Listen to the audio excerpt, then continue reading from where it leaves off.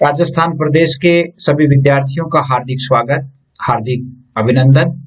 प्रिय विद्यार्थियों, जैसा कि ई क्लासेस जो आप देख रहे हैं, ई क्लासेस के माध्यम से आपकी कक्षाओं का आयोजन किया जाना है और वर्तमान में विद्यालय खुलने के आसार भी बहुत कम हैं। इसलिए ई क्लासेस के माध्यम से आपकी पढ़ाई करवाई जानी है और ई क्लासेस के माध्यम से आपकी पढ़ाई एकदम प्रॉपर तरीके से हो तो आपके लिए क्लास जैसा माहौल बन जाना, ये आपके लिए भाग्य की बात होगी, अच्छी बात होगी। इसलिए आप सभी की सुविधा के लिए वैसे अपने यहाँ से साहित्य क्लासेस के नाम से जो क्लास 12th का एक चैनल चलता है, जो बहुत ही अच्छा और पॉपुलर चैनल है और सभी विद्यार्थी उसमें पढ़ते भी हैं, बहुत अच्छा रेस्पॉन्स भी देते हैं। लेकिन लोकल क्लासेस के लिए यानी कक्षा 9 और 11th के लिए और कक्षा 10th को शामिल करते हुए इसमें ई क्लासेस नाम से एक नया चैनल निर्मित किया है, जो आप सभी की सुविधा के लिए है, आप सभी के लिए है। इस चैनल के माध्यम से हम अच्छे तरीके से कक्षा में इंग्लिश और हिंदी विषय का अध्ययन करेंगे। इंग्लिश में जैसे आपके 11th क्लास के लिए हिंदी कंपलसरी और हिंदी लिटरेचर दोनों का अध्ययन करेंगे इसमें। और इंग्लिश का आपके इंग्लिश कंपलसरी जो है 10th के भी है, 9th के भी है और 11th के भी है। इन सभी कक्षाओं के लिए इंग्लिश का भी अध्ययन करेंगे।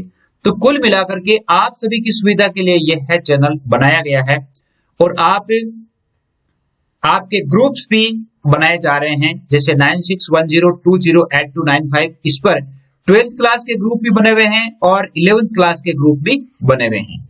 तो आप ग्रुप में ऐड हो जाइए। प्रतिदिन आपकी कक्षाएं आती रहेगी और आप उसमें प्रश्न करेंगे और उन प्रश्नों में जो होमवर्क दिया जाएगा, मुख्य बात यह है कि होमवर्क जो दिया जाएगा उस होमवर्क को आप अपने कॉपी में करेंगे और याद भी करेंगे और उस होमवर्क का रेस्पॉन्स पे आप अपने विषय अध्यापक के पास भी भेज सकते हैं और आपको जो ये व्हाट्सएप ग्रुप दिया हुआ है इस ग्रुप पर भी आप अपने जो होमवर्क को करके और भेज सकते हैं।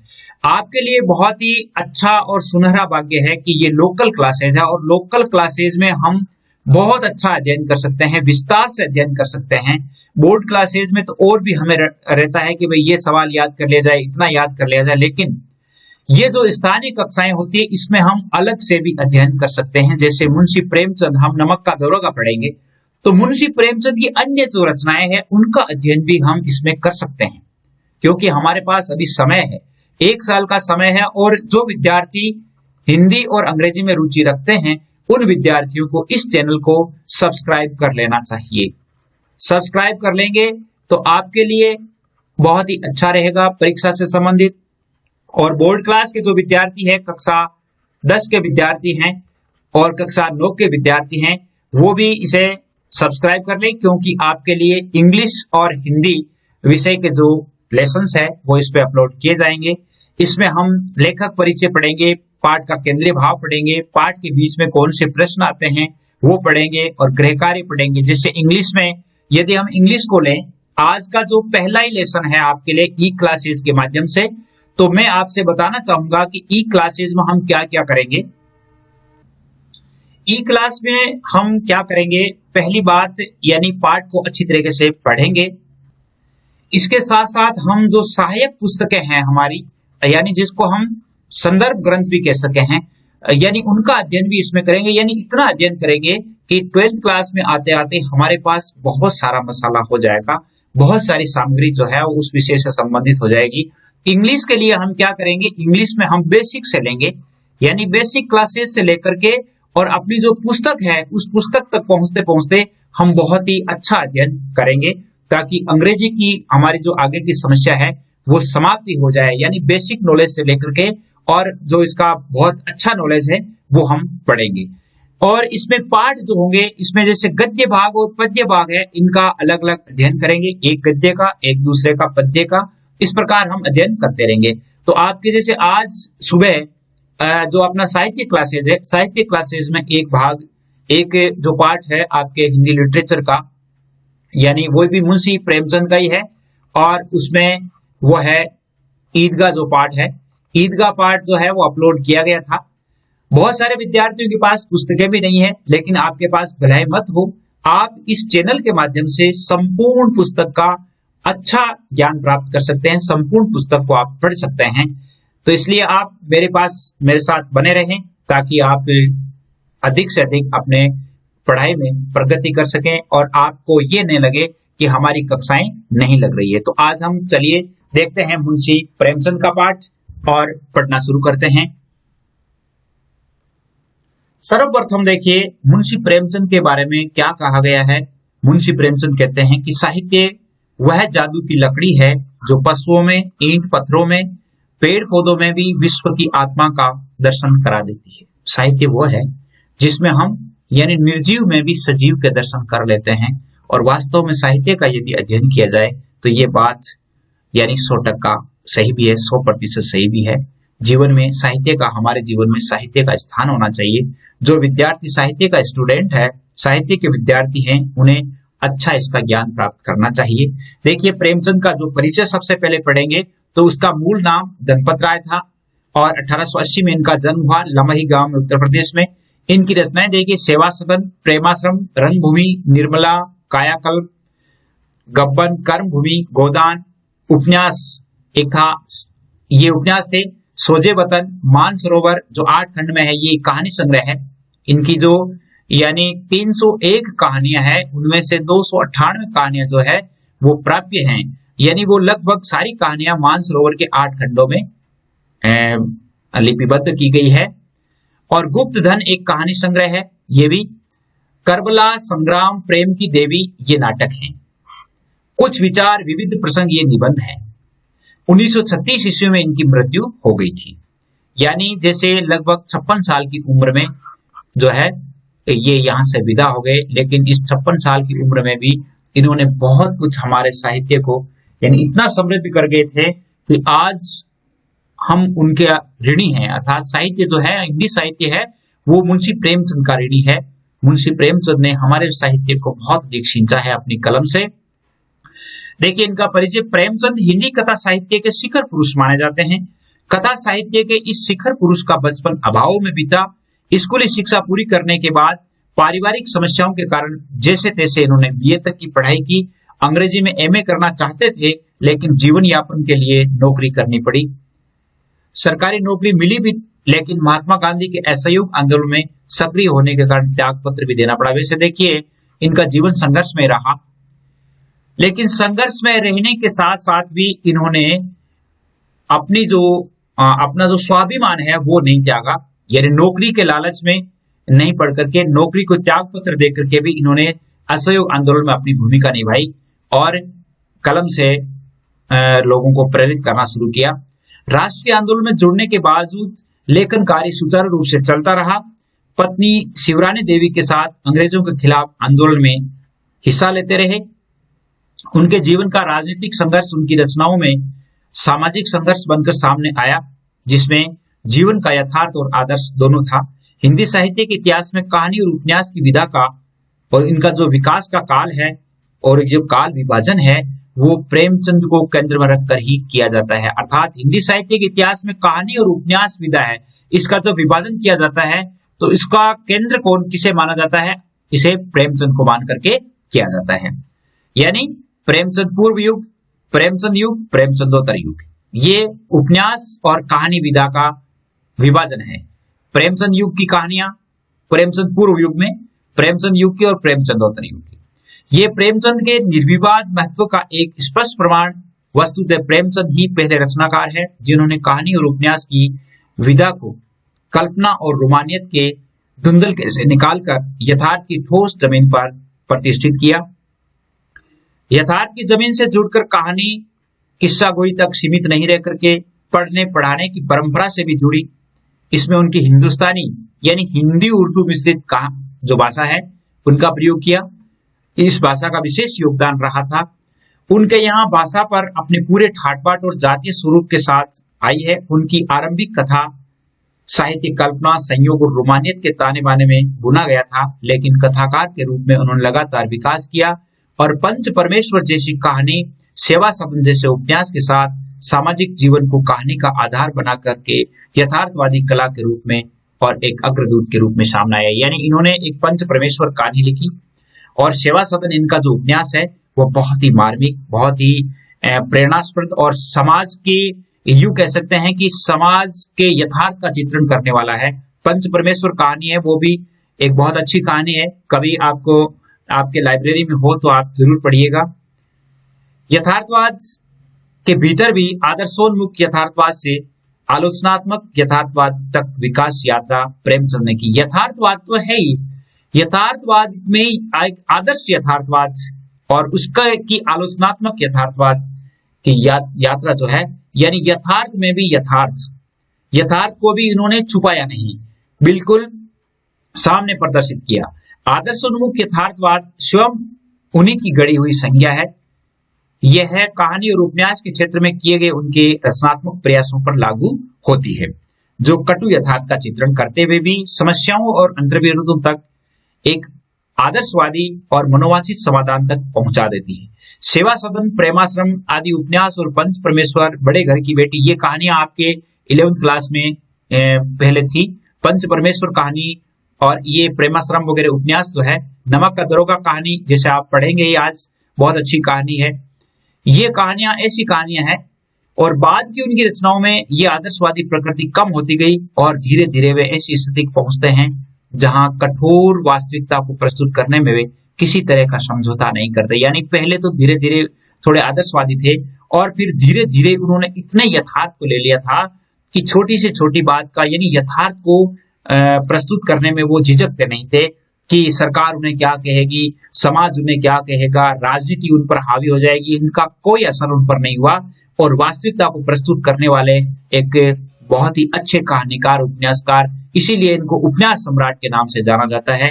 गोदान उपन्यास और पूस की रात, कफन, ये कहानी इनकी सुंदर, कफन एक कहानी है, बहुत अच्छी कहानी है। पूस की रात आपने देखी होगी, आपने पढ़ी भी होगी।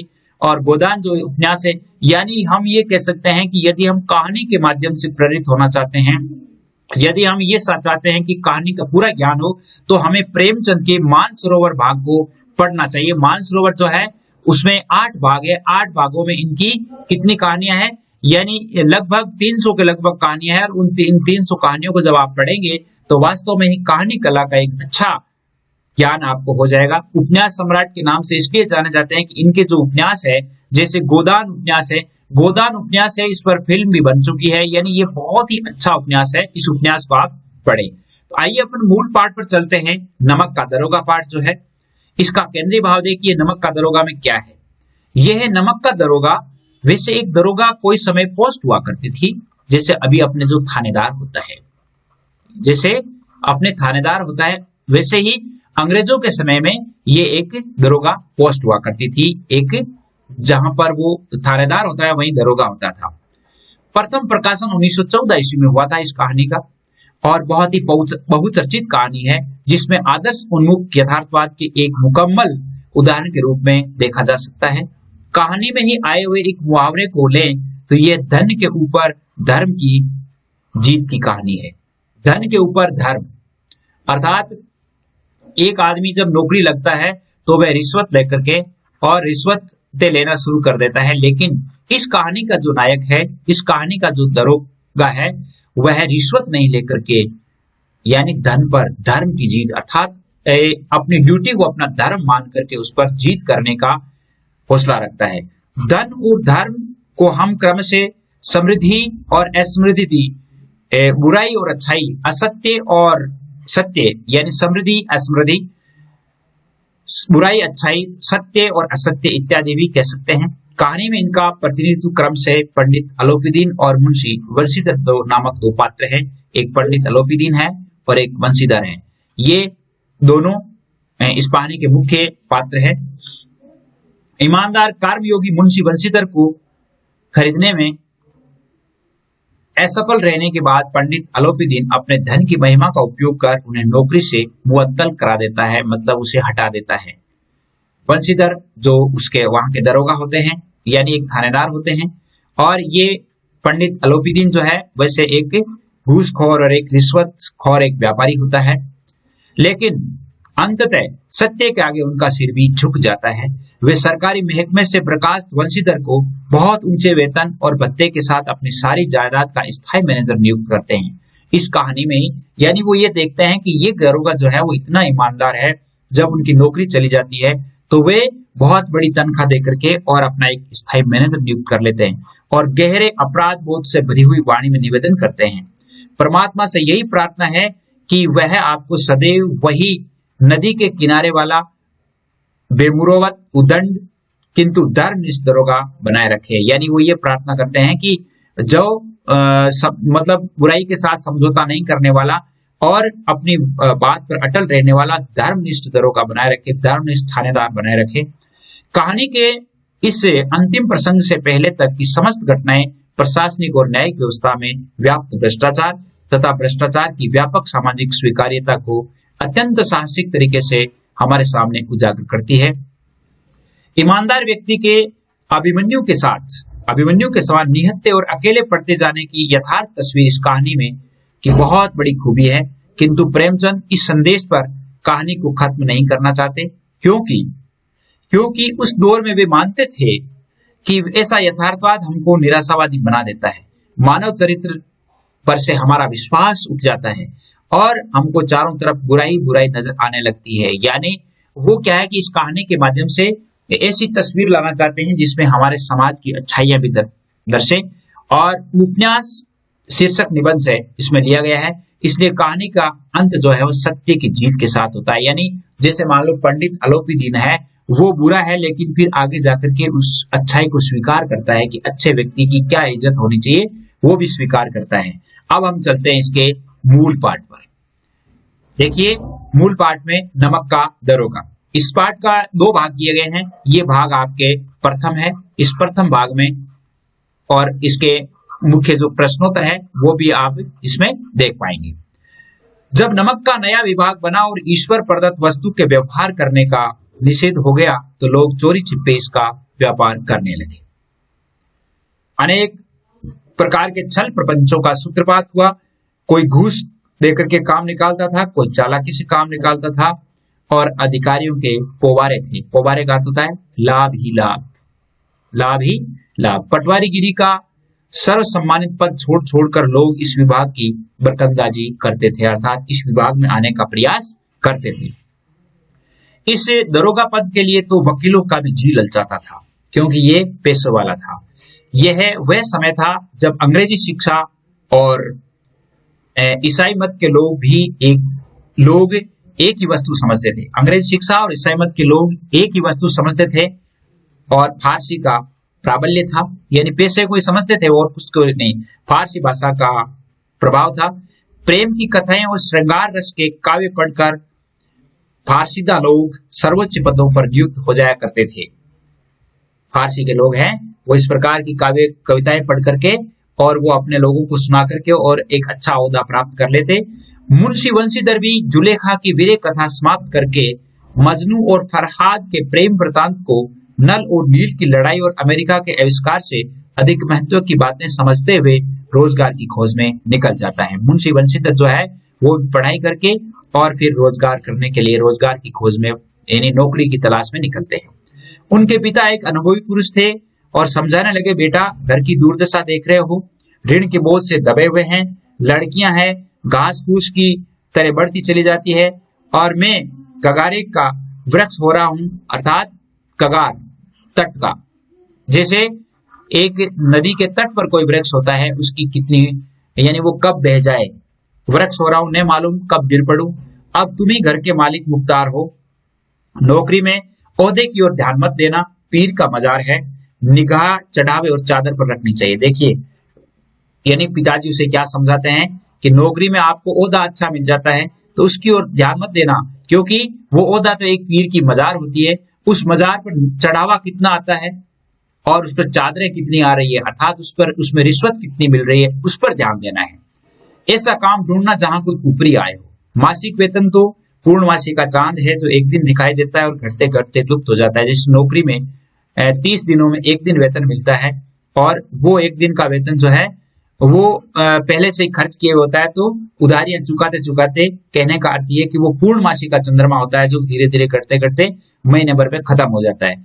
ऊपरी आय बहता हुआ स्रोत है, अर्थात वो बहती हुई नदी है जिससे सदैव प्यास बुझती है, अर्थात पैसे ही पैसे रहते हैं। तो ऊपर की रिश्वत की सलाह देते हैं इनके पिता। वेतन मनुष्य देता है और इसी से उसमें वृद्धि नहीं होती। ऊपरी आमदनी ईश्वर देता है, इसी से उसकी बरकत होती है। तुम स्वयं विद्वान हो, तुम्हें क्या समझाऊं। इस विषय में विवेक की बड़ी आवश्यकता है। मनुष्य को देखो, उसकी आवश्यकता को देखो और अवसर को देखो, उसके उपरांत जो उसे समझो करो। गरज वाले आदमी के साथ कठोरता करने से लाभ ही लाभ है, लेकिन बेगरज को दांव पर पाना जरा कठिन है। उन्होंने कहा कि जैसे अगर आपसे कोई रिश्वत लेनी है तो जिसे आपसे गरज हो उस व्यक्ति से आप कितना ले सकते हो। इन बातों को निगाह में बांध लो, ये मेरी जन्म भर की कमाई है। इस उपदेश के बाद पिताजी ने आशीर्वाद दिया। ये मेरे जन्म भर की कमाई है का अर्थ है कि मैंने जीवन में इतना अनुभव किया है कि जो लोग रिश्वत लेते हैं वो आगे बढ़ते हैं। इनके कहने का अर्थ ये है। वंशीधर एक आज्ञाकारी पुत्र थे। ये बातें ध्यान से सुनी तब घर से चल खड़े हुए। इस विस्तृत संसार में धैर्य अपना मित्र, बुद्धि अपनी पथ प्रदर्शक और आत्मावलंबन ही अपना सहायक था। अब जब वो निकल गए थे नौकरी के लिए तो धीरज रखना था और बुद्धि के आधार पर उन्होंने आगे बढ़ना था। लेकिन अच्छे शकुन से चले थे। जाते ही जाते नमक विभाग में दरोगा के पद पर प्रतिष्ठित हो गए, अर्थात वहां पर एक थानेदार की नौकरी उन्हें मिल गई। अब देखिए, नौकरी मिल गई पंडित वंशीधर को। अब वंशीधर नौकरी करने के लिए क्या करते हैं। वेतन अच्छा और ऊपरी आय का तो ठिकाना ही नहीं था। अब उनके पास जो नौकरी थी, पेमेंट भी अच्छा था और ऊपर की आय का कोई अंदाज ही नहीं था। वृद्ध मुंशी जी को सुख संवाद मिला तो फूले नहीं समाये, अर्थात वृद्ध मुंशी जी अर्थात उनके पिताजी को जब बात मिली, सुनाई दी, अर्थात उन्हें समाचार मिला कि आपके पुत्र की नौकरी थानेदार में लगी है, तो बहुत अधिक खुश हुए। महाजन कुछ नरम पड़े और कलवार की आशालता लहलाई और पड़ोसियों के हृदय में सूल उठने लगे। जाड़े के दिन थे और रात का समय था। नमक के सिपाही चौकीदार नशे में मस्त थे और मुंशी वंशीधर को यहाँ आए हुए अभी 6 महीने से अधिक नहीं हुए थे। वहां पर नमक कस्टम विभाग में उन्हें वहां नौकरी मिल गई नाके पर, और वहां के जो सिपाही थे वो दारू पी करके शराब के नशे में पड़े हुए थे और मुंशी जो वंशीधर थे उसे आए हुए लगभग 6 महीने हुए थे। लेकिन इस थोड़े से समय में उन्होंने इतनी कार्यकुशलता और उत्तम आचार से अफसरों को मोहित कर रखा था, अफसर लोग उन पर बहुत विश्वास करने लग गए थे। नमक कैसे हुआ था। दरोगा जी किवाड़ बंद किए मीठी मीठी नींद में सो रहे थे। अब क्या है कि रात्रि का समय था और अचानक आंख खुली तो नदी के प्रवाह की जगह गाड़ियों की गड़गड़ाहट और मल्लाहों का कोलाहल सुनाई दिया। जब उन्होंने आंख खोली तो उन्होंने देखा कि नदी में कुछ गाड़ियों की गड़गड़ाहट और मल्लाह जो थे, अर्थात जो तैरने वाले जो थे, नावें जो थी, उनका कोलाहल सुनाई दिया। उठ बैठे हुए, इतनी रात गए गाड़ियां क्यों नदी पार कर जा रही है, नदी पार करके ये गाड़ियां कहां जा रही है। आवश्यक अर्थात अवश्य कुछ न कुछ गोलमाल है। तर्क ने भ्रम को पुष्ट किया। वर्दी पहनी, तमंचा जेब में रखा और बात की बात में घोड़ा बढ़ाए हुए पुल पर आ पहुंचे। अब देखने के लिए आ गए कि यहाँ पर ये क्या है, ये गाड़ियां, इन गाड़ियों में क्या है। गाड़ियों की एक लंबी कतार पुल पर जाती दिखी। डांट कर पूछा किसकी गाड़ियां हैं। थोड़ी देर तक तो सन्नाटा रहा, मतलब पूछने पर सभी लोग चुप हो गए और आदमियों में कुछ कानाफूसी हुई। तब आगे वाले ने कहा कि पंडित अलोपीदीन की है। तो वह गाड़ियां किसकी थी, पंडित अलोपीदीन की। उन्होंने कहा कि पंडित अलोपीदीन कौन है। उन्होंने कहा कि वो दातागंज के हैं। मुंशी वंशीधर चौंके। पंडित अलोपीदीन इस इलाके के सबसे प्रतिष्ठित जमींदार थे, लाखों रुपए का लेन देन करते थे। छोटे बड़े कौन से ऐसे काम थे जो उनके ऋणी नहीं हो। व्यापार भी बहुत बड़ा लंबा चौड़ा है और बड़े चलते पुरजे आदमी थे। अंग्रेज अफसर उनके इलाके में शिकार खेलने आते थे और उनके मेहमान होते थे। 12 मास सदाव्रत चलता था। मुंशी जी ने पूछा गाड़ियां कहाँ जाएगी, तो उत्तर मिला कि वो गाड़ियां जाएगी कानपुर। यानी जब उन्होंने देखा कि ये इतने बड़े आदमी थे, इतने अच्छे आदमी थे, फिर ये इस प्रकार का काम क्यों कर रहे हैं। इस प्रश्न पर कि इनमें क्या है, लोग बोले नहीं। दरोगा साहब का संदेह और भी बढ़ा। कुछ देर तक उत्तर की बाट देखकर वे जोर से बोले क्या तुम सब गूंगे हो गए हो। हम पूछते हैं कि इनमें क्या लदा हुआ है। जब इस बार भी कोई उत्तर नहीं मिला तो उन्होंने घोड़ों को एक गाड़ी से मिलाकर बोरे को टटोला। भ्रम दूर हो गया। नमक के ढेले थे। इनमें क्या थे? नमक के ढेले थे, नमक ले जा रहे थे। पंडित अलोपीदीन अपने सजीले रथ पर सवार, कुछ सोते कुछ जागते चले आते थे। अचानक कई गाड़ीवानों ने घबराए हुए आकर जगाया और बोले, महाराज, दरोगा ने गाड़ियां रोक ली है, घाट पर खड़े आपको बुलाते हैं। पंडित अलोपीदीन का लक्ष्मी जी पर अखंड विश्वास था, अर्थात उन्हें यह विश्वास था कि पैसे के आगे सब कुछ मरते हैं।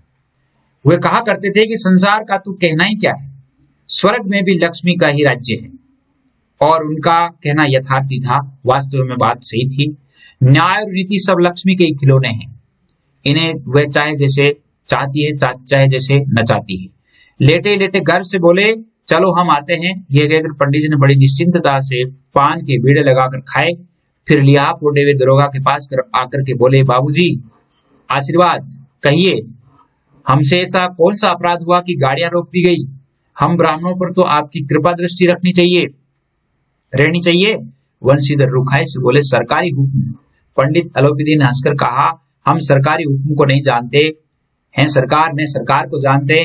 हमारे सरकार तो आप ही हैं। यानी उन्होंने क्या किया कि उनकी थोड़ी बड़ाई की और कहा कि आप, हमारे सरकार तो आप ही है। आप चाहेंगे तो हम यहां से चले जाएंगे, आप रोक लेंगे तो हम रुक जाएंगे। लेकिन आगे क्या होता है देखिए, हमारा और आपका तो घर का मामला है, हम कभी भी आपसे बाहर हो सकते हैं। आपने व्यर्थ का कष्ट उठाया। यह नहीं हो सकता कि इधर से जाएं या इस घाट के देवता को भेंट नहीं चढ़ाएं कि भाई जैसे मान लो अगर हम इधर से जा रहे हैं तो आपको भी कुछ न कुछ मिलेगा। मैं तो आपकी सेवा में स्वयं ही आ रहा था। वंशीधर पर ऐश्वर्य की मोहिनी वंशी का कुछ प्रभाव नहीं पड़ा। वंशीधर पर जो थानेदार था उस पर इन बातों का कोई असर नहीं पड़ा। ईमानदारी की नई उमंग थी। कड़क कर बोले, हम उन नमक हरामों में नहीं हैं जो कोड़ियों पर अपना ईमान बेचते फिरते हैं। अर्थात हम वो नमक हरामी नहीं है जो रिश्वत लेते हैं। आप इस समय हिरासत में है, आपका कायदे के अनुसार चालान होगा। बस मुझे अधिक बातों की फुर्सत नहीं है। जमादार बदलू सिंह, तुम इन्हें हिरासत में ले लो, अर्थात उन्हें कस्टडी में ले लो, मैं हुक्म देता हूं। पंडित अलोपीदीन स्तंभित हो गए, अवाक हो गए कि क्या बात है, ऐसा कैसा आदमी है जो बात को समझता ही नहीं है। गाड़ीवानों में हलचल मच गई।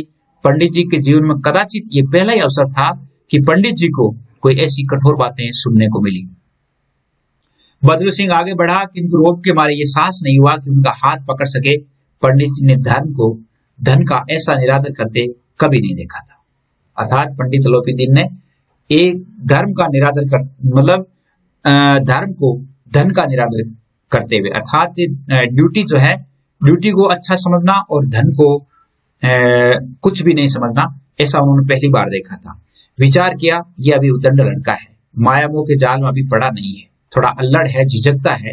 बहुत दीन भाव से बोले, बाबू साहब ऐसा मत कीजिए, हम मिट जाएंगे, इज्जत धूल में मिल जाएगी, हमारा अपमान करने से आपको क्या हाथ आएगा, हम किसी तरह आपसे बाहर थोड़े ही है।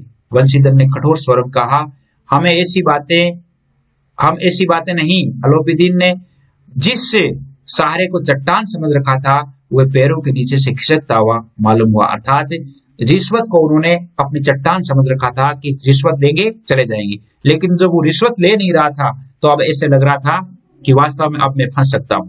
स्वाभिमान और धन ऐश्वर्य को कड़ी चोट लगी, किंतु अभी तक धन की सांख्यिकी शक्ति का पूरा भरोसा था। अपने मुख्तार से बोले, लाला जी 1000 के नोट बाबू साहब को भेंट करो, आप इस समय भूखे सिंह हो रहे हैं। बंशीधर ने गर्म होकर कहा, 1000 नहीं 1 लाख भी मुझे सच्चे मार्ग से नहीं हटा सकता। धर्म की इस बुद्धिहीन दृढ़ता और देव दुर्लभ त्याग पर मन बहुत झुंझलाया। अब दोनों शक्तियों में संग्राम होने लगा। धन ने उछल उछल कर आक्रमण करने शुरू किए। 1 से 5, 5 से 10, 10 से 15, 15 से 20,000 तक नौबत पहुंची, किंतु धर्म अलौकिक वीरता के साथ इस बहुसंख्यक सेना के सम्मुख अकेले पर्वत की भांति अटल और अविचलित रहा। अर्थात वो रिश्वत से नहीं माने, रिश्वत उनका कुछ नहीं बिगाड़ पाई।